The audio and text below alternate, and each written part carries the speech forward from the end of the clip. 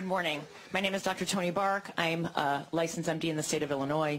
I trained in pediatrics and rehab medicine, and I ran an emergency room, pediatric emergency room in the inner city.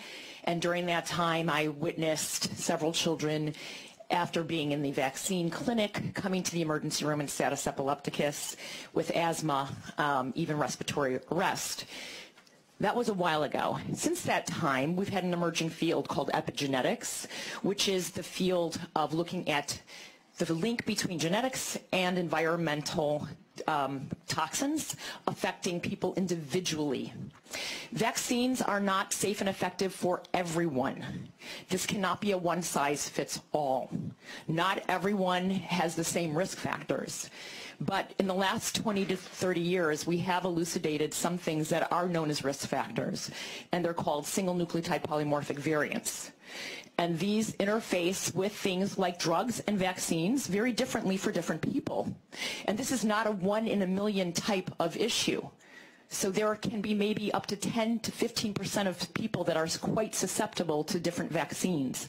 And these are a minority, a susceptible minority, who are being left out in the rain without an umbrella.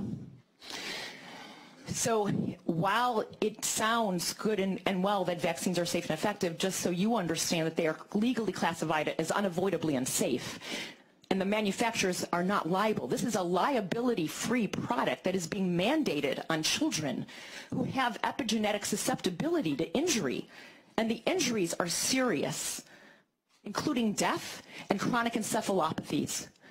And while there's only been 2 deaths from measles in this country since 2003, there's been at least 400 and some odd children who've died from the vaccine.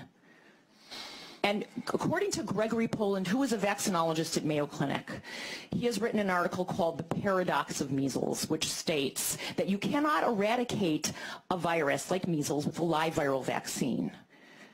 You also will see that the majority of outbreaks, and while it is different in this community because you've got a tight community of unvaccinated people where this measles outbreak is happening, but the majority of measles cases around the country are actually in the vaccinated. So this is a complex picture. It's not one-sided.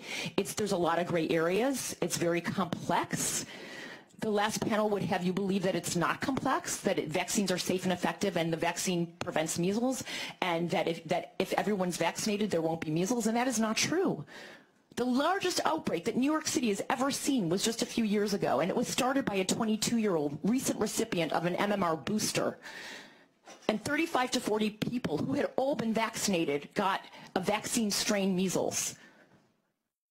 In Corpus Christi in 1983, there were over 400 students who had all been vaccinated, 98% vaccination rates, 97% of which had antibodies, memory antibodies, and they still got measles. This is not a clear black and white picture.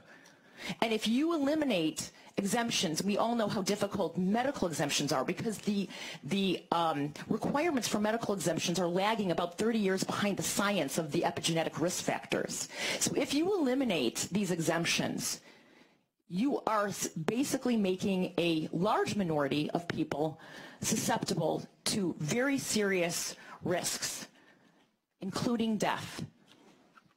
Thank you.